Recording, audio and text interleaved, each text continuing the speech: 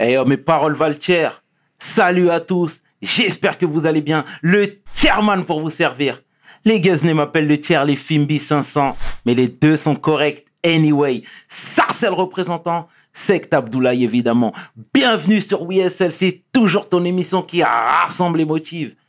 Au fil des émissions, nous recevrons différentes personnalités qui viendront s'asseoir à ma table, nous parler de leurs échecs, mais surtout de leurs réussites. Alors Hugo, take a seat, non? Tchalikolo, on va s'en sortir. PDG, let's get it! We hustle, baby.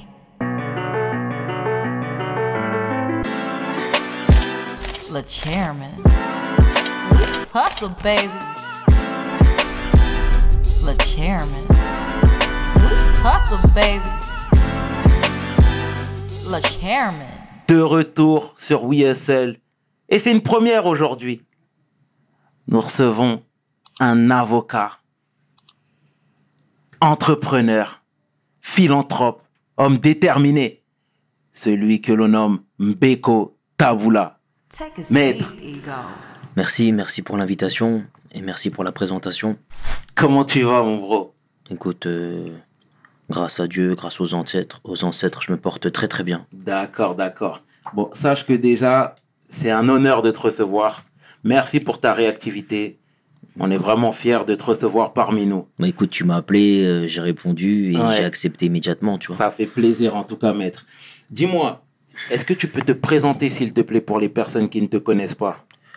Oui, je m'appelle Mbeko, Tabula ou Tabula, les deux prononciations se valent. J'ai 32 ans, je suis avocat, je suis inscrit au barreau de la Seine-Saint-Denis. Et puis, à côté de ça, j'ai une association qui s'appelle Black Mind, que j'ai fondée il y a à peu près 3 ans et demi, 4 ans, avec un ami, Franz, qu'on a cofondé. Mhm. Et puis, à côté de ça, je suis un jeune de banlieue qui essaye péniblement de s'en sortir et de monter des projets avec des amis, avec des camarades, de façon à s'élever en permanence. Excellent, C'est l'obsession. c'est ce qu'il faut. Alors, t'es né à Kinshasa, Ouais. t'es venu très jeune ici. Ouais. Est-ce que tu peux nous parler de ta jeunesse, s'il te plaît, à Montreuil? Moi, ma jeunesse, elle est simple. C'est-à-dire que mes parents ont fui la dictature de Mobutu. Mhm. Donc, je suis arrivé en France à l'âge de 7 mois. Donc, je suis arrivé à Montreuil. On a vécu dans un quartier non loin de Vincennes, dans le bas Montreuil. D'accord. Après, mes parents, ils sont séparés. Du coup, moi, j'ai migré vers le Haut-Montreuil dans une cité HLM, où j'y ai vécu pendant plus de 10 ans. Et ensuite, j'ai fait mes études. J'ai passé mon bac à Montreuil. Et ensuite, j'ai fait mes études de droit et de sciences politiques à Montpellier. Parce que D'accord. j'avais envie de changer d'air, de voir autre chose. Donc, un ami qui s'appelle Tristan Châtelain, dédicace à lui, qui m'a proposé de le suivre à Montpellier. J'ai immédiatement accepté. Et ensuite, on s'est installé là-bas. Pendant 6 ans, j'étais sur place. Et j'ai obtenu mon diplôme en droit et mon diplôme en sciences politiques. D'accord, parfait. Et qu'est-ce que Montreuil t'a apporté, toi? Montreuil, c'est une ville cosmopolite, hein. Donc, moi, j'ai grandi avec, pour le coup, Maliens, Sénégalais, Arabes. Surtout les Juifs, Maliens, il y a une grosse... Maliens. Il y a une grosse communauté malienne. Montreuil, c'est Bamako City, tu vois. Exactement. Donc, moi, j'allais au foyer Bara, qui était à l'époque pas loin de chez moi. Et là-bas, on pouvait tout acheter à n'importe quelle heure, du jour et de la nuit, tu vois. On pouvait se coiffer pour pas cher, on faisait les contours. On connaît. Tu vois, c'était On ambiance, connaît. tu prends ton mafé pour 2 euros. Exact, C'était- on connaît. c'est des souvenirs incroyables, des souvenirs impérissables, tu vois. Excellent. Donc j'ai grandi dans cet environnement où on se mélange, on discute avec tout le monde, il y a des bobos, il y a des mecs un peu moins fortunés, tu peux te retrouver dans une rue avec des lofts qui valent plusieurs millions d'euros, et en même Exactement. temps après tu as une tour HLM. Donc c'est cette diversité, cette multiplicité de contacts et de visages, tu vois. Moi j'aime beaucoup ma ville, et j'y habite toujours d'ailleurs. D'accord, ça cohabite bien. Ça cohabite bien. Tu vois, après on va pas non plus s'inventer une vie, c'est pas Alice au pays des merveilles. Mhm. Faut pas non plus mentir aux gens, mais il y a une vraie diversité au niveau de la population. C'est bien. Quel genre d'élève, toi, t'étais? J'adore poser cette question, moi. Non, moi j'étais un élève qui avait des capacités, qui les exploitait uniquement par intérêt. C'est-à-dire qu'il y avait des matières où je savais qu'au niveau du coefficient, il fallait que je bosse pour avoir une bonne note. parce que le coefficient était important, donc j'allais m'investir à fond. D'autres matières où le coefficient était moins fort et je m'en manquais, j'y allais pas. D'accord. Donc j'ai toujours calculé où est-ce qu'il fallait que je me donne à fond, où est-ce que je pouvais me permettre de rien faire. D'accord. Parce qu'au final, il faut avoir la moyenne pour passer la classe supérieure, tu vois. Absolument. Donc moi, je visais la moyenne. J'ai jamais été dans une logique d'avoir d'excellentes notes. Mais t'excellais pas, quoi. Non. D'accord. Non. D'accord. Bon, c'est excellent. C'est bien. C'est bien. Mais j'ai vu dans quelques interventions, tu disais que tu as eu très jeune, l'ambition d'être avocat. 10 ans, depuis que j'ai l'âge de 10 ans. Voilà. Et tu disais que tes parents n'y croyaient pas forcément. Ouais, de ouf. Ouais. C'est la vérité. Mon père, ma mère n'y croyaient pas au début. Et ils le savent. Après, la dernière fois, ma mère, elle a vu une interview, elle a dit que c'est pas bien de dire ça. Je dis, mais c'est pas une question de bien ou pas bien. C'est de dire la vérité. Au début, elle y croyait pas. Aujourd'hui, elle est très fière de moi et mes parents sont satisfaits de mon parcours, tu vois. Mais initialement, ils y croyaient pas. C'est pas eux qui ont cru en moi. Ils voulaient me voir réussir. Mais ma mère, elle voulait que je rentre à la RATP. D'accord. Elle m'a dit, trouve un emploi, c'est la sécurité de l'emploi à la RATP. Et je le dis sans manquer de respect. Et tu l'en tiens rigueur, là, aujourd'hui? Non, pas du tout. Pas du tout. Mais j'ai pas envie d'avoir un discours rétrospectif, mensonger. Genre, tu vois, tu gommes le négatif, tu racontes que le positif et tu vends une histoire incroyable alors qu'elle n'était pas si incroyable que ça au début, tu vois. D'accord. Je peux pas me mentir. Si je suis honnête, et ça c'est pour moi une preuve de respect et de considération, initialement, quand j'avais 10 ans et que je disais à mes parents que je voulais devenir baveux, ils y croyaient pas. Mais mes amis non plus. Hein. Non, mais à la limite, si c'est les amis, c'est pas grave. Oui, bien sûr. Bien sûr. Tu comprends? Mais généralement, quand les parents, c'est les premiers supporters, tu vois. Et donc, quand tu dis ça... Non, mais après, tu peux avoir des parents qui te supportent dans le sens où ils t'apportent amour, réconfort, présence. Et ma mère m'a donné tout ce qu'il fallait pour que je me sente aimé. Je n'ai manqué de rien sur le terrain affectif. Mais après, ma mère, quand je lui parle de mon ambition, j'ai 10 ans. Faut comprendre aussi, on est dans les années 90. C'est vrai. Des avocats noirs, il n'y en a pas beaucoup. On n'en voit pas à la télévision. Exact. T'as ton petit qui dit il veut devenir avocat, il est noir. Tu dis ouais, mais sans plus. Après, tu vois que finalement, il gravit les échelons, il atteint ses objectifs. Et ce qu'il dit, il le fait. À ce moment-là, tu y crois. Mais au début, ma mère n'a jamais été ma première supportrice. Ça serait faux. Ok. Mais à coup sûr, elle doit être fière de voir son fils. Absolument. Et aujourd'hui, hier, j'étais encore avec elle, on discutait. C'était l'anniversaire d'un de mes petits frères, donc on a festoyé ensemble. Et on a passé un très bon moment. Et ça reste ma gossure à la vie, à la mort. Ah, bien. Mais si je suis honnête, il faut que je dise les choses comme elles sont. D'accord. Bon, c'est ce qu'il faut retenir de toute façon. C'est ta gossure. Ma gossure. Ah bon, bah c'est excellent. J'aime bien également poser cette question, mais on a reçu la semaine dernière Olkinry, que je salue chaleureusement, et qui disait... Didier Durclan. Voilà, le bouc diff. Le bouc diff. Et qui disait qu'il a fait les tafs qu'on appelle manègue. Ça veut dire le travail ingrat. Bien sûr. Mais moi, j'en ai fait beaucoup. Raconte-moi tout. Moi, j'ai travaillé comme gardien remplaçant dans des tours d'immeubles. Tu vois, le gardien, il part en vacances pendant 3 semaines, 1 mois.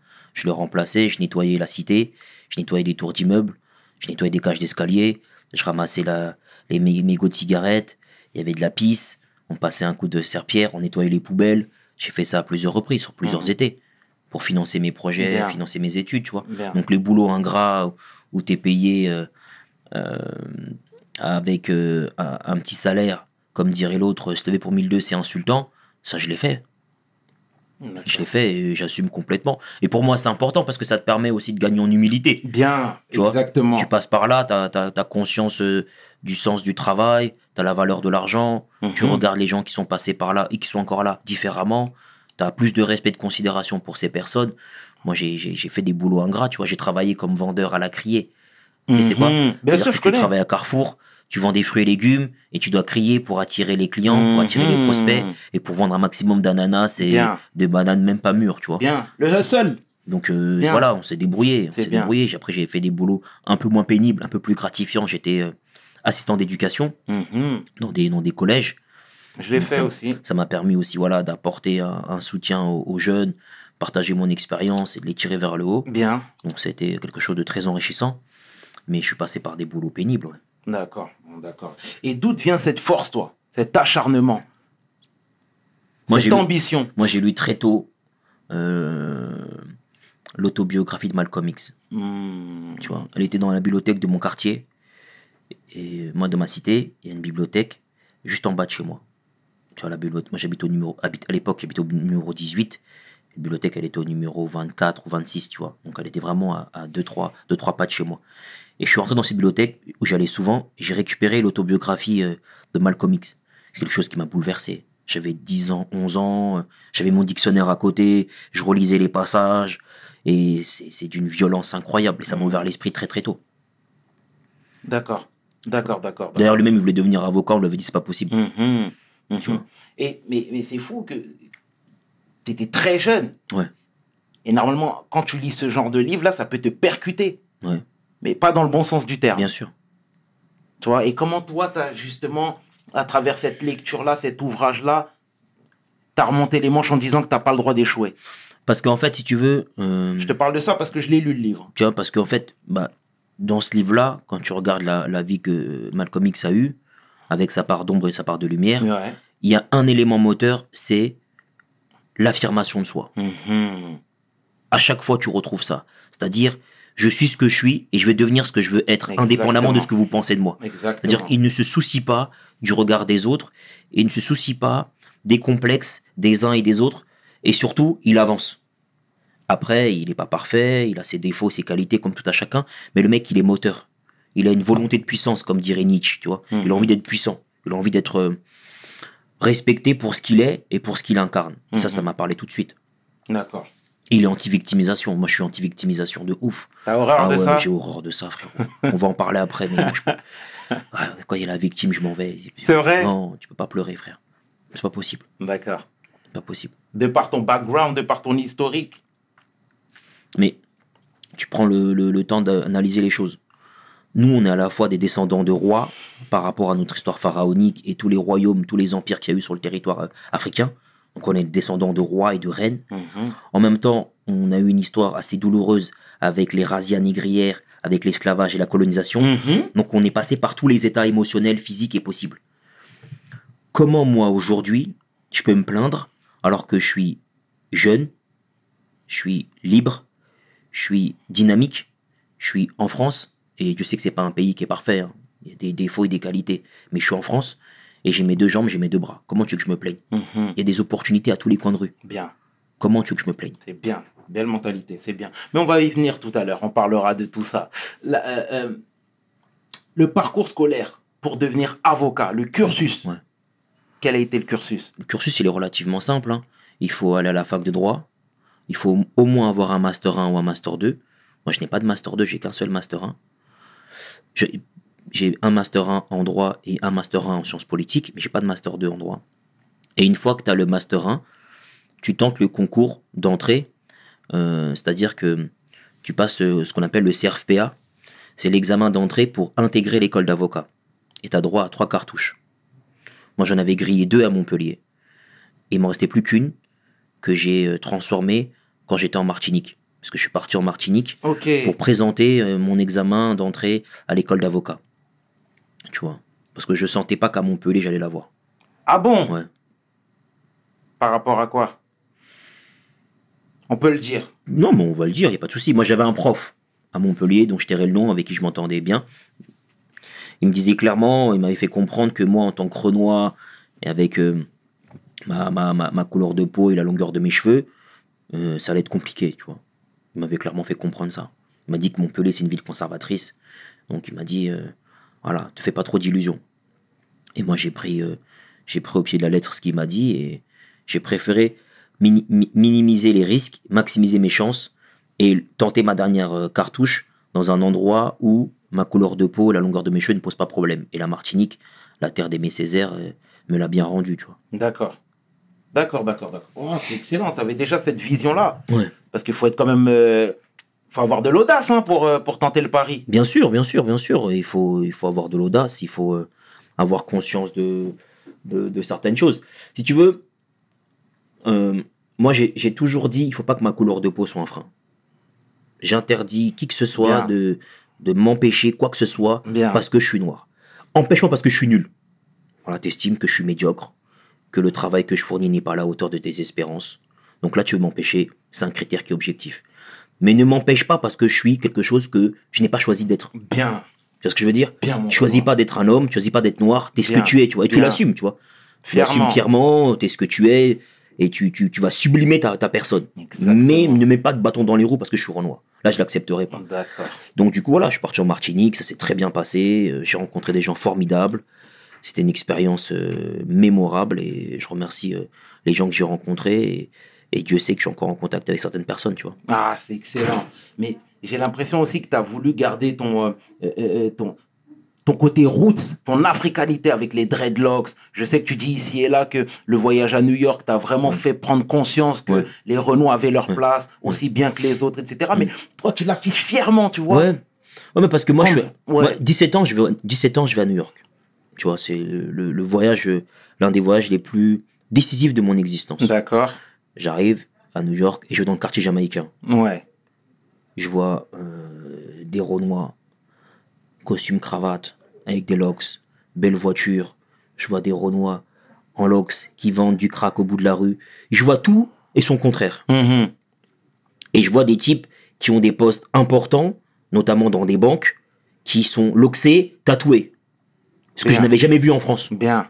Je n'ai jamais vu ça en France. Bien sûr. J'ai 17 ans. Mais là, Donc, t'as les codes américains. tu vois ce que je veux dire? Bien sûr. Donc du coup, je me dis, pourquoi en France, quand il y a un Renoir qui a des locks, c'est nécessairement un mec qui fait du djembé, un mec qui fait du raga, un mec au bout de la rue qui est morceau avec une canette de 8-6. Tu vois ce que je veux dire? Pourquoi renvoyer l'image des dreadlocks nécessairement à la musique ou à la précarité? Bien, c'est vrai. Je dis non, je vais venir et je vais affirmer mon style capillaire, vestimentaire, tout en étant bon dans ce que je fais, tout en étant compétent, et personne ne pourra dire quoi que ce soit là-dessus. Et ça, c'est un déclic existentiel. Mhm. Je suis parti, j'ai vu, j'ai vaincu, je suis revenu. Bien, bien, bien. Donc, t'es pas offusqué quand tu me vois avec des grills, alors. Non, non, pas du tout. Moi, ce qui va m'offusquer, c'est si t'es mauvais. Bah, ouais. Et que je me bien dis, le sûr. mec me fait perdre mon temps. Absolument. Il maîtrise pas son sujet, il est pas compétent, manifestement, il bosse pas assez. Moi, j'ai horreur de la médiocrité. Bien. Après, ta couleur de peau, ton sexe, ton origine, qui tu pries, je m'en fous royalement. frère. Mhm. Est-ce que t'es bon, est-ce que t'es pas bon? Moi, je suis binaire. Est-ce qu'il est bon, est-ce qu'il est pas bon? C'est bien. Et le regard de ta profession sur ce que tu incarnes, ce que tu véhicules. C'est pas mon problème, ça. Il paye pas mes loyers, il paye pas mes factures, il paye pas mes charges. Ce que pensent mes confrères de moi m'importe peu. Mais D'accord. vraiment, Ouais. je cherche pas à me faire des Tu sens que t'es amis. limité dans... Non. Non, pas du tout. Non, je suis pas limité. Si tu veux, je m'entends bien avec beaucoup de confrères et de consoeurs, d'avocats et d'avocates, avec qui j'ai d'excellents rapports. Après, si tu veux, je ne cherche pas à être aimé. C'est pas mon objectif. Bien sûr. Je cherche à être respecté, à avoir des rapports courtois. J'essaie d'être le plus honnête possible dans ma démarche, d'être le moins fourbe, d'être le moins hypocrite. Et puis, ce que peuvent penser les uns et les autres m'importe peu. D'accord. J'ai ma ligne de conduite, tu vois. Bien. Je suis le même avec mes amis au quartier qu'avec mes collègues au barreau. D'accord. Et ça passe aussi bien? Jusqu'ici. Et quand je me trompe et quand je déconne, je demande pardon, tu vois. D'accord. Pour donner une anecdote, j'ai eu un accrochage avec une huissier. L'huissier, c'est une personne qui, quand tu arrives dans le tribunal, tu rentres dans la salle d'audience, c'est elle qui te donne l'ordre de passage. Tu vois, j'ai eu un écart de conduite avec elle, je lui ai manqué de respect, j'aurais pas dû, je l'ai pris à l'écart, je l'ai regardé dans les yeux, pardonne-moi, j'aurais pas dû, j'ai déconné. Comme j'aurais pu le faire avec un pote au quartier. Tu vois, moi, j'ai aucun mal, aucun tort à dire que j'ai merdé sur une situation et à demander pardon pour ça, tu vois. Aucun ego mal placé. Voilà. C'est D'accord. comme ça que je suis. Ah, c'est excellent en tout cas tout ça. Belle mentalité, bel état d'esprit. Moi, si tu veux, il y a quelque chose qui m'a quand même interpellé, c'est l'affaire Samuel Paty. Ouais. Franchement, ça m'a interpellé. Ouais, Pourquoi? normal. Parce que aujourd'hui, franchement, c'est une fierté ce que tu fais. C'est même ta posture, ta position, t'es éloquent, comment tu t'exprimes. Merci, c'est gentil. Mais tu vois, quand je vois des moves comme ça, il y a un petit couac, il y a un petit hic. En te disant ça, je pense notamment, j'ai lu moi le livre de Maître Jakubovic, qui défend actuellement Nordal Lelandais, tu vois. Absolument. J'ai du mal avec ça, moi. Raconte-moi tout. Tu vois, pour moi, il y a des gens qui méritent pas d'être défendus. Sincèrement. Mais- Après, moi, c'est un point de vue extérieur à Ouais. tout ça, tu comprends? Mais je vais Donc, t'expliquer. dis-moi tout, s'il Et te je plaît. suis intimement convaincu qu'après mon explication, tu vas comprendre pourquoi on fait ça et tu vas approuver notre démarche. Dis-moi. Avant que les tribunaux n'existent, il y avait ce qu'on appelle la loi du talion. C'est-à-dire, c'était œil pour œil, dent pour dent. Exactement. Il y a quelqu'un qui est tué, sa famille le venge et le tue. Le problème de la loi du talion, c'est que sur le court terme, les gens sont soulagés, mais sur le long terme, ça crée une insécurité généralisée au sein des villes. Parce que les gens ont pratiqué ce qu'on appelle la vengeance privée. C'est-à-dire que le désordre est partout, puisque chaque personne qui a un problème se venge. Et parfois, ce qui se passe, c'est que tu peux t'en prendre à quelqu'un alors que ce n'est pas lui qui avait commis l'infraction. Donc tu vas te venger en sacrifiant une personne qui n'est pas responsable de ce qui t'est arrivé. Donc tu crées un désordre, pour pas dire un chaos, au sein de la société, au sein de la ville. Et ça devient invivable. Et qu'est-ce qu'ont fait les humains? Ils ont rationalisé la justice de façon à ce que ce ne soit plus les membres de la famille qui vengent un des leurs, mais l'État qui vient confisquer la vengeance privée pour faire ce qu'on appelle justice, donc rendre une vengeance publique, pour sanctionner la personne qui a un mauvais comportement et redonner un calme et redonner un espace vital approprié aux uns et aux autres pour garantir la paix sociale. Donc nous, en tant qu'avocats, on garantit la paix sociale. Donc quand on défend quelqu'un qui a un comportement odieux, qu'il ait assassiné, qu'il ait commis un acte de terrorisme, on contribue à maintenir la paix sociale en empêchant les uns et les autres de se venger et en garantissant qu'une justice soit rendue. Donc nous sommes un mal nécessaire. Donc je peux comprendre que ta position par rapport à des crimes abominables, à des actions inhumaines, fait que tu te dis ces gens ne méritent pas d'être défendus, mais si on ne les défend pas, le chaos sera encore plus grand. Est-ce que tu aurais agi de la même manière si tes proches avaient été impactés? Mais premièrement, je ne peux pas te dire. Parce que là, si je te dis ça, n'ayant pas vécu la chose dans ma chair, c'est une réponse qui n'a aucun sens. Tu vois, c'est comme si tu dis à quelqu'un, bah oui, comment tu réagirais si tu n'as pas à manger? Non, mais parce que tous les avocats, finalement, se dédouanent de la même manière. Non, pas tous. Rares sont ceux qui t'expliquent qu'on joue un rôle important en matière de paix sociale.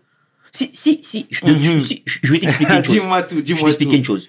Imaginons il n'y a plus d'avocats, il n'y a plus de justice, et que pour certains crimes comme des assassinats ou même de la pédophilie, les gens peuvent se venger. C'est-à-dire que les gens vont dehors et ils se tirent dessus, comme on a pu le voir à Marseille à une époque. Tu vois, où les gens sortent la guitare, comme ils disent, sortent la calache. Tu imagines l'insécurité, tu peux plus sortir dehors parce que les gens se vengent. C'est pas ce que je dis. Oui, mais c'est ce qui se passerait s'il n'y a pas d'avocat. C'est clair. Mais en tout cas, toi, tes valeurs ne seraient pas impactées. Tu comprends ce que je veux dire? Mais évidemment, mes valeurs sont pas impactées parce que moi, je fais ça parce que je contribue à la paix sociale. Mon activité, c'est de contribuer à la paix sociale en défendant ces personnes et en permettant d'avoir une justice sereine, rationalisée. Je contribue, je suis un agent, comme un peu les casques bleus avec l'ONU, sauf que là, pour le coup, j'ai une vraie valeur ajoutée. Je suis un agent pacificateur de la société française en tant qu'avocat. C'est mon rôle. C'est-à-dire que moi, quand je défends un type qui a commis un crime, je fais en sorte qu'il soit en sécurité dans une prison pour pas que la famille en face ne s'en prenne à lui et ne crée un autre trouble dans l'ordre public pour se venger. Sinon, c'est l'escalade et on finit comment? C'est la loi du talion, c'est la vengeance permanente. Ouais, mais moi j'ai du mal avec ça, bro. Mais je peux comprendre. J'ai du mal mais avec ça pour de vrai. Autant je respecte ton hustle, ce que tu fais. Mais je peux comprendre. Tu comprends? Mais bien sûr. Avec ça, j'ai du mal. Tu vois, comme Vergès qui disait qu'il aurait défendu Hitler. Ouais. Tu vois ce que je veux dire? Moi, Ouais, mais il va au bout de sa phrase. Il dit, je défends Hitler si seulement si ce monsieur reconnaît qu'il est coupable. C'est-à-dire que s'il reconnaît qu'il a commis les infractions, je le défends. Mais si c'est pour dire que finalement il a rien fait et que manifestement il s'est rien passé à l'endroit des minorités qui ont été oppressées, Vergès ne l'a pas défendu. T'aurais défendu le Landais, toi? Moi, je défends tout individu. Écoute-moi bien. À l'instar de Vergès, mon objectif, c'est les défendre tous. D'accord. Mais pas à n'importe quel prix et pas n'importe comment. C'est-à-dire que, imaginons, il y a un type qui a commis un attentat et qui tue 200 personnes. Ok. Il me désigne pour assurer sa défense. Je le rencontre. Ce monsieur me dit je l'ai pas fait alors qu'il l'a fait. Je le défends pas. C'est-à-dire que je vais pas aller dans l'absurdité juste pour avoir un dossier. Ça ne m'intéresse pas. Ce monsieur me dit maître, vous devez adhérer à mon idéologie terroriste, peu importe laquelle. Je n'y adhère pas parce que je ne défends pas une idéologie. Je défends un homme. Je défends un homme qui a commis un acte répréhensible. Mais je n'adhère pas à une idéologie, qu'elle soit écologiste, qu'elle soit hitlérienne, qu'elle soit islamiste, peu importe, je n'adhère à aucune idéologie. Donc je ne C'est défends l'homme pas, que tu défends. je ne défends pas une femme dans le sens où elle est contente d'être dans une idéologie. Je défends une femme qui est en rupture avec une idéologie et qui me demande de la défendre en tant que telle, ou un homme d'ailleurs. Mhm. Donc du coup, moi je peux, parce que c'est mon activité, c'est mon serment, tu vois. Ouais. Mais parce que, et je peux comprendre ta position, Mhm. mais moi je te pose la question inversement. Dis-moi. Comment on fait alors avec ces gens? Il faut qu'ils soient condamnés de tous les côtés. Moi, en tant qu'avocat, je ne prendrai pas parti.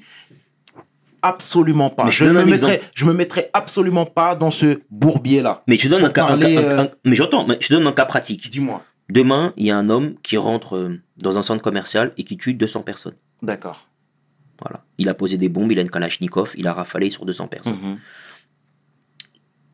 Le mec doit être jugé. On est d'accord. Mhm. Ok, il est arrêté par la police. Toi, tu le défends?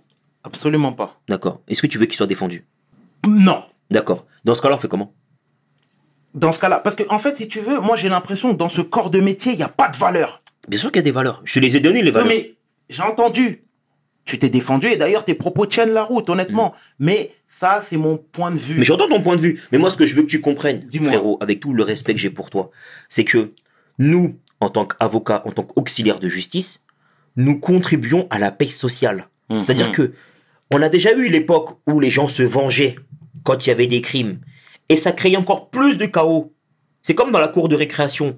Quand les petits, ils se J'entends. vengent, ça crée encore plus de bagarres. J'entends. Et tu vois clairement que quand le surveillant intervient, que la CPE intervient, et qu'elle va prendre le gamin ou la gamine qui crée la bagarre pour l'isoler, ça recrée du calme. Mhm. En le mettant de côté. Ça recrée du calme. Mais si elle ne fait rien, elle laisse comme ça, mais la bagarre va durer pendant 3 jours. Pendant 3 jours, il y aura une Ouais. bagarre dans la cour de récréation. Ouais. Les gens vont se reposer, ils vont aller dans un coin, ils vont manger, ils vont prendre des forces. Les camps vont être face à face, et ils vont dire on reprend la bagarre demain. Là, on s'est reposé, là. Mais L'être humain est parce que fatigué, moi, si on tu reprend veux, la bagarre demain. de prime abord, quand je regarde le tout de loin, j'ai l'impression que c'est un peu, je vais grossir le trait, Bien mais sûr, c'est bien la sûr. course au buzz. Dans le sens où tout le monde se rue, tout le monde se jette sur les grosses affaires, peu importe ce qui va, peu importe la résultante de tout ça, Ouais. mais les gens se disent, il faut que mon nom sorte, il faut que le peuple, il faut que les gens sachent que que j'ai couvert cet événement, que j'ai défendu cet Mais individu-là. Moi, Tu comprends on va continuer sur la transparence. Respect, Bien frérot. sûr, bien sûr, on va être transparent. Dis-moi. Pour parler du dossier médiatique qui est le mien, D'accord, dis-moi. la collégienne que je défends. Ouais. Moi, depuis le début du dossier, je défends cette fille. Tu vois, cette collégienne. Le 25 novembre, je sors du bureau du juge antiterroriste. Il y a des journalistes en bas qui me questionnent, qui veulent avoir un retour. Je ne donne l'heure à personne, frérot. Je les calcule app. Je leur dis bonjour, au revoir. Je garde le secret le plus absolu et je ne parle pas de moi. Je rentre chez moi, je reprends ma vie comme si c'était un dossier lambda. Je sors du bois parce qu'il y a une fuite dans le journal du Parisien qui fait fuiter les procès-verbaux de ma cliente et qui raconte des choses qui sont normalement soumises au secret professionnel, soumises au secret de l'instruction. J'en parle après avec ma cliente, avec sa mère, et je dis qu'est-ce que je fais? Ils ont dit bon, on laisse passer, on verra bien, peut-être que ça passe inaperçu. Par contre, ça fait le buzz, faudra répondre, faudra essayer un peu de calmer les choses, parce que la petite, elle a 13 ans, il faut pas que les gens commencent à se lâcher sur elle, parce que tu sais très bien comment les médias peuvent être lâches par moment. Parfaitement. Donc, on voit que l'information crée un buzz incroyable, un bruit de fou. Avec l'accord de ma cliente et l'accord de sa mère, j'interviens sur les plateaux télé pour redescendre un peu en tension, pour redescendre un peu comment dirais-je, en gravité, leur expliquer que certes, elle a menti, mais il y a un contexte particulier, il faut pas dire tout et n'importe quoi. C'est mon rôle en tant qu'avocat, d'assurer les intérêts, d'assurer les arrières de ma cliente, ou de mon client, quand c'est un homme qui me désigne. Moi, j'aurais bien fait l'économie de tout ça. J'étais bien dans ma petite discrétion, ma petite anonymat. Moi, j'ai pas besoin de passer à la télé pour que mon téléphone y sonne. Tu vois? Mais à un moment donné, il y a certains dossiers où tu peux pas faire l'économie d'une présence médiatique. Parce que comme c'est un dossier national avec une envergure, pour le coup même internationale, parce que sur un acte terrorisme, d'autres pays s'y intéressent, Absolument. tu peux pas faire comme si de rien n'était et dire je reste dans mon coin.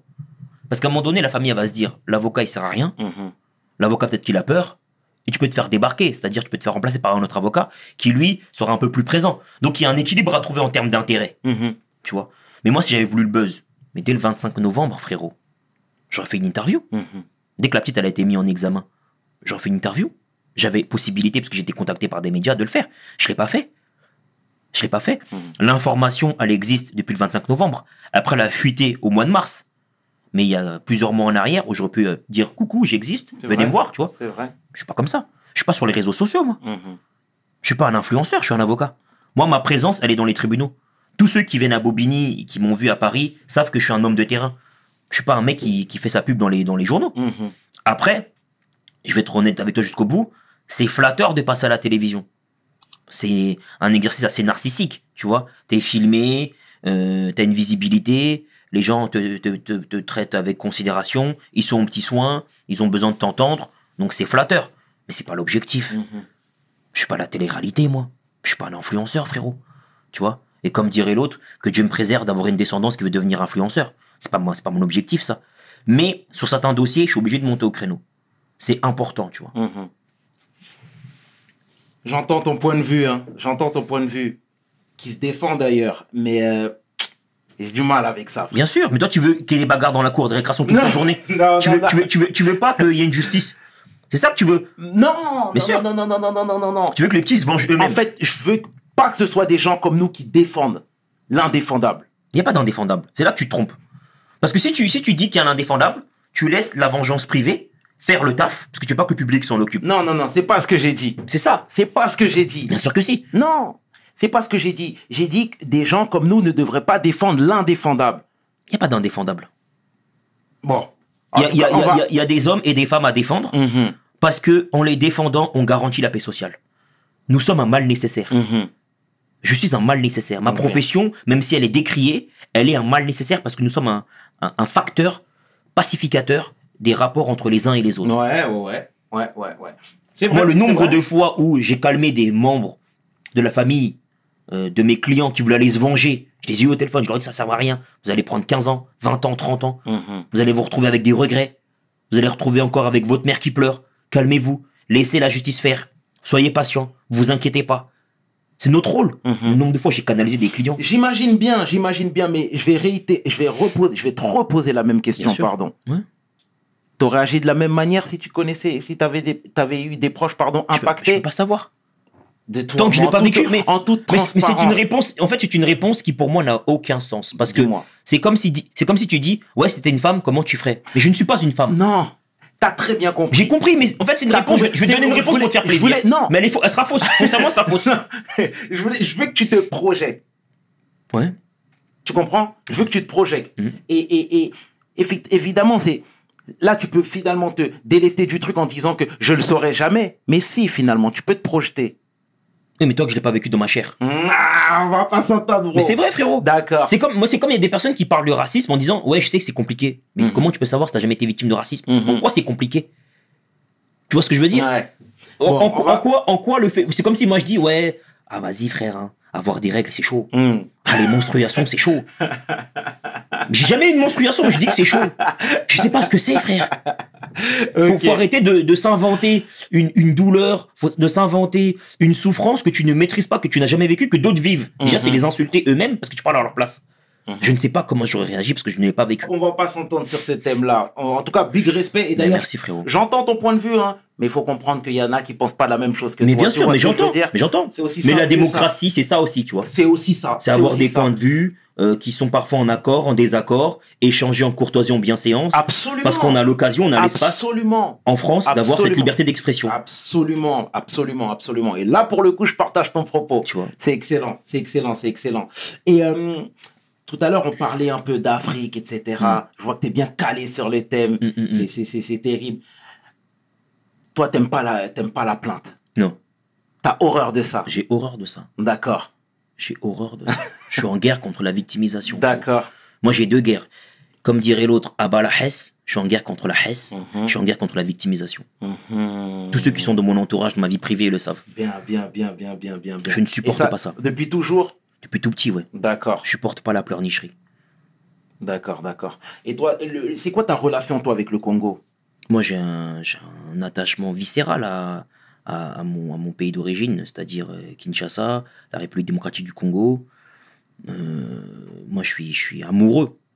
Je suis amoureux. C'est-à-dire que là, ça fait un moment avec le Covid que j'ai pas été, mais sur les 3 dernières années, j'avais été 4 fois. Bien. J'ai acheté un terrain. Bien. J'ai développé l'agriculture. Excellent. J'ai des activités qui sont en place. Donc, je suis très attaché à mon continent. D'accord, c'est excellent ça. Tu vois. C'est excellent, c'est excellent. Ah, c'est très bien là, ça c'est très bien. Franchement, je ne savais pas. C'est des business dont tu t'en parlais pas ailleurs, ouais. Pourquoi parler? Bien sûr, ouais, mais c'est bien. Je vois pas Parce que l'intérêt. moi, je pars du principe aussi qu'on a une terre riche. Ouais. On a des terres riches, hein, de manière générale, du nord au sud. Hein, tu sais, j'aime bien le rappeler. Et ça fait du bien d'entendre ce genre de discours. Des gens qui s'investissent, ça fait du Mais bien. si je vais t'expliquer une chose. Dis-moi. Si on le fait pas, les Libanais, les Chinois, les Juifs, les Russes, les Français vont le faire à notre place. C'est ce qui est en train de se passer. Voilà, c'est tout. Si les Africains ne prennent pas conscience que le continent africain est un diamant, est une bénédiction, avec des richesses dans le sol et le sous-sol qui dépassent l'entendement, Bien, mais qu'ils n'ont pas conscience qu'ils doivent en profiter en premier, bien. tant pis pour eux, frérot. Cher Anta Diop, ça te parle alors? Absolument. Absolument. T'es plus cher Anta Diop que Senghor? Moi, je suis plus cher Anta Diop que Senghor, même si j'apprécie la poésie de Senghor, tu vois. J'aime ses poèmes, j'aime sa prose. C'est quelqu'un qui maîtrisait parfaitement la langue de Molière et c'est important. Bien. Il faut lui rendre hommage, tu vois. Mhm. Après, j'ai des désaccords avec lui sur le terrain idéologique, puisque, Mais qui sache. puisqu'il était dans une assimilation que je rejette. Moi, je suis pas pour l'assimilation. Ah bon? Non. D'accord. Non, non. Je suis pas pour l'assimilation. Et il n'y a qu'aux Noirs qu'on demande de s'assimiler, Mhm. on demande pas aux Chinois de s'assimiler, tu vois. Donc le métissage culturel, toi, ça te parle pas du tout? Mais tu vas dans le 13e arrondissement. Mhm. C'est écrit en chinois sur leur restaurant. Ils ont des quartiers à eux, des rues à eux. Ça dérange personne. Mhm. On les stigmatise pas, on dit pas qu'ils sont communautaires. Ils font ce qu'ils ont à faire. Tu vois. Tu vas, par exemple, à Saint-Mandé, dans d'autres villes où il y a une communauté juive qui est importante, Mhm. qui fait bloc, qui travaille entre elles, qui est efficace. On dit pas qu'ils sont communautaires, on les fustige pas, tu vois. Pourquoi nous, Noirs, si on s'organise et qu'on structure, on va nous fustiger, on va dire qu'on est communautaire. Mhm. Tu vas dans Paris, tu as des restaurants qui sont des spécialités corses, spécialités bretonnes, C'est vrai. c'est tenu par des blancs, c'est des blancs qui gèrent. Moi, ça me dérange absolument pas. J'aime la cuisine, tu vois. On dit pas qu'ils sont communautaires. Mhm. Pourquoi quand il y a 4 Noirs qui marchent ensemble, on va les voir comme communautaristes? Les gens sont fous, quoi. Donc tout le monde peut se structurer, s'organiser, pas nous. Mhm. C'est pas possible. Donc non, non, moi, pour moi, le communautarisme, c'est un mythe. Ça n'a pas de sens. Ça n'a pas de sens, frère. C'est encore un piège pour détourner l'attention, Mhm. tu vois. Et comment t'expliques, parce que pour parler de Cheikh Anta Diop, il avait beaucoup d'opposants aussi. Ouais. Et les gens lui reprochaient d'être parti justement faire ses classes en Europe, en France notamment. Ouais. Pareil pour Kwame Nkrumah. Mm. C'est des choses que certaines personnes leur ont reprochées. Mm. C'est quoi ton point de vue, toi, là-dessus? Mais je trouve que c'est stupide Mhm. de Ce reprocher. que je dis? Non, pas toi. Ah, Non, jamais je me permettrai de dire que t'es stupide. Je dis, T'inquiète, j'avais compris. les reproches qui sont faits à ces personnes qui ont étudié à l'étranger, ça n'a pas de sens. Mhm. Parce que Mais pour t'as moi, bien entendu ces critiques-là. bien sûr, je les ai Mhm. entendues. C'est comme on a reproché, par exemple, à Cheikh Anta Diop d'être dans un couple mixte. Exactement, exactement. Mais pour moi, c'est stupide. Exactement. Ouais, C'est d'une c'est vrai. stupidité incroyable. Et C'est je vrai. vais t'expliquer après pourquoi. Dis-moi, mon brother. Donc, tout d'abord, par rapport aux études. En fait, peu importe l'endroit où tu vas étudier, même si tu es sur Mars, tant que ton objectif, c'est de valoriser l'Afrique, il est où le problème? Ce qui compte, c'est pas le lieu, c'est la finalité. Exactement. Tu vois, il y a combien de mecs qui ont étudié en Afrique et qui trahissent le continent? Pourtant, ils ont fait leurs études en C'est Afrique, vrai. ils sont mariés avec des femmes noires et ils trahissent leur continent. Mhm. Ils sont des traîtres à leur continent. C'est vrai. Donc, depuis quand être étudiant sur le territoire africain, être né sur le territoire africain, être marié avec une africaine, garantit que tu te représentes vrai. et que tu défends les intérêts des Africains? Tout à fait. Ça, c'est que du maquillage, c'est de Mhm. l'esthétisme. Tu vois, les gens, ils ont besoin d'être rassurés. Ils disent, ah, il a fait ses études en Afrique, donc il est des nôtres. Ah, sa femme, elle est noire, donc il est des nôtres. C'est de la paresse intellectuelle. Mhm. Et quand Kwame Nkrumah, te parle de, tu sais, j'ai en tête un discours à Addis Abeba où il disait que les frontières, en fait, c'était des bêtises, il fallait aller au-delà de tout ça. Mais je suis panafricain à 200%. Aïe, aïe, aïe. Moi, Ok. je suis panafricain convaincu, mais comme jamais. D'accord. Comment tu veux te baser sur des frontières qui ont été dessinées à Berlin? On a dépecé l'Afrique, on l'a partagé comme un vulgaire gâteau. C'est un millefeuille. On l'a découpé. Et on a dit, tiens, tu prends ça, tu prends ça, tu prends ça, tu prends ça. Et nous, on va s'enfermer dans des carcans qui ont été imaginés et réfléchis et déterminés et tracés par nos oppresseurs. Ça n'a aucun sens. Ça n'a aucun sens. Ah, en tout cas, le message est passé, maître. Ah, moi, j'affirme. C'est bien, c'est Moi, bien, c'est moi, bien. la chance que j'ai, c'est que, tu vois, moi, j'ai pas de patron. Bien. Tu vois, j'ai une activité, je suis profession libérale, j'ai des comptes à rendre à la loi, que je dois observer, au fisc, et à mon bâtonnier, et à la déontologie. Tu vois, j'ai des comptes à rendre à ces institutions-là. Mais à proprement parler, j'ai pas de lien subordonné. J'ai pas de patron au-dessus de moi. D'accord. Donc ma parole, elle est libre. Non, mais c'est bien, de toute façon, parce qu'on voit ton attachement pour l'Afrique, etc. C'est bien. C'est bien, c'est bien. Et d'ailleurs, ça rejoint même ce que je te disais tout à l'heure quand je te parlais de fierté. Parce qu'aujourd'hui, tu es là avec tes locks, avec ce que tu incarnes, tu viens de banlieue ici, etc. Et tu nous fais du bien à travers. Bon, on a des désaccords, mais c'est humain, c'est pas grave. À la fin de la journée, tu es toujours le frère. Tu es toujours le frère qui réussit. Et là-dessus, moi, je peux que te big up. Et toi, tu penses que l'Afrique sera le continent du 21e siècle? Non, mais moi, je pense que, tu vois, les gens qui parlent au futur ou au présent de l'Afrique, Ouais. je trouve qu'ils se trompent. L'Afrique, elle est là. Il n'y a pas besoin d'attendre un siècle, 2 siècles, 3 siècles. L'Afrique a toujours eu des ressources incroyables sur son sol et même Exact. dans son sous-sol. Exact. Donc, si tu veux attendre 1 siècle ou 2 siècles pour profiter de ça, attends, mais tu seras déjà mort, frère. Tu seras même plus là.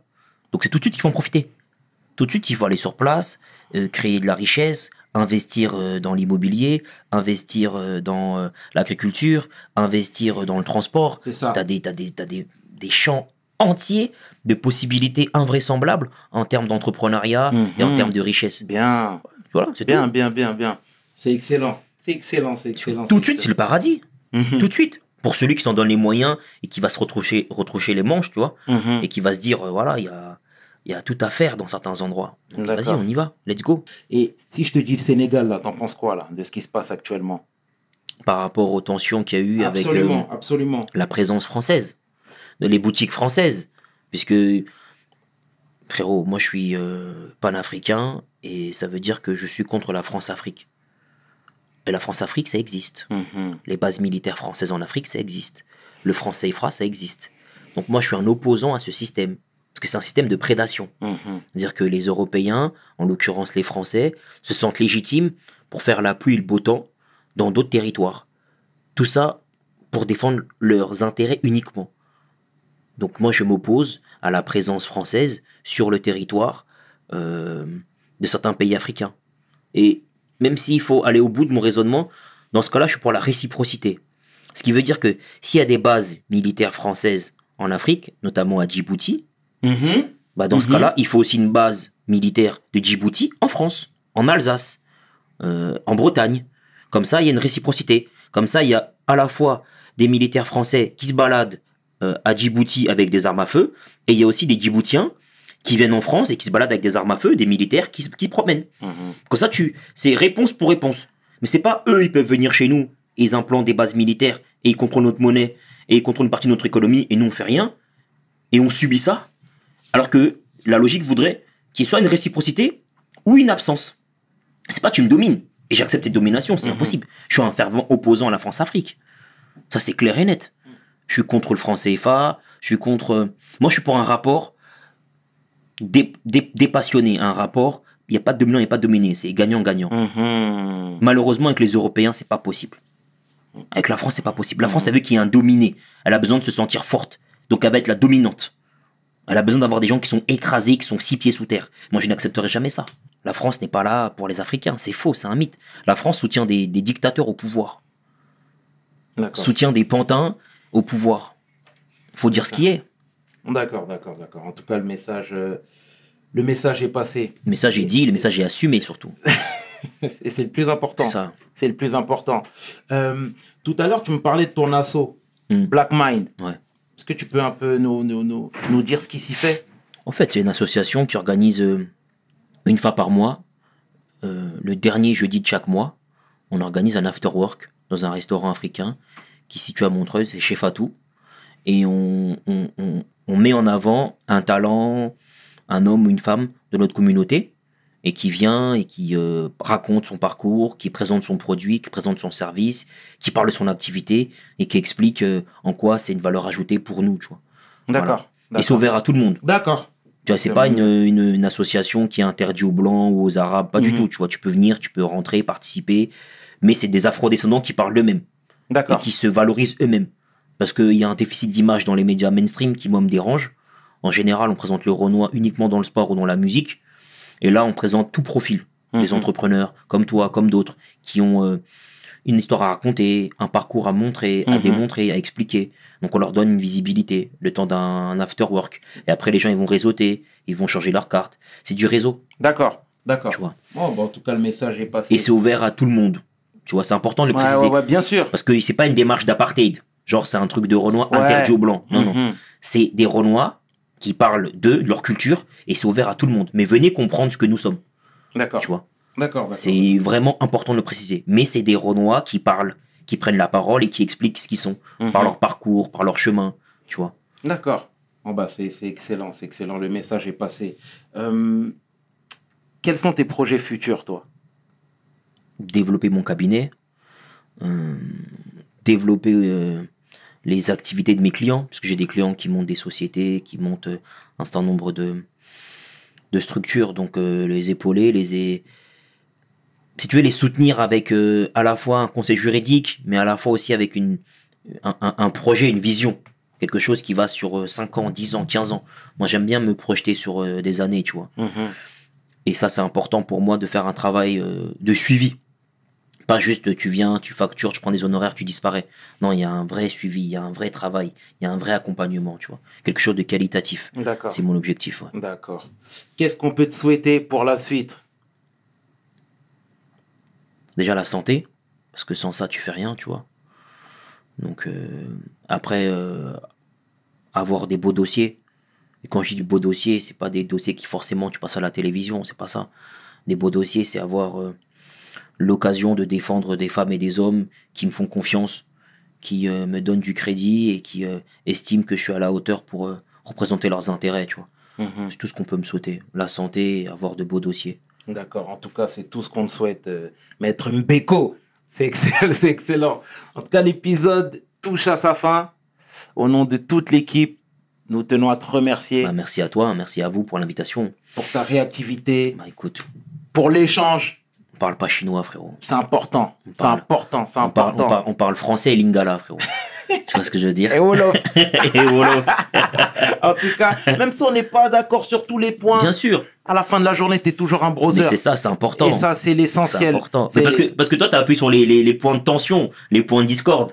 Alors que comme je te l'ai dit, si tu m'avais interrogé sur les artistes avec qui je travaille, ça aurait été différent. C'est vrai. Et peut-être que ça aurait été moins piquant pour le coup. C'est vrai. Non, mais en tout cas, c'était un discours riche. Ouais, bien sûr. C'était un discours riche et c'est l'essentiel. C'est l'essentiel, c'est très important. C'est important. En tout cas, encore une fois, maître, merci beaucoup. Merci sincèrement. Merci à toi. C'était le chairman qui est 500 avec l'avocat, le maître Mbeko Tabula pour WeHustle. Mes paroles valent cher. Peace. We hustle, baby.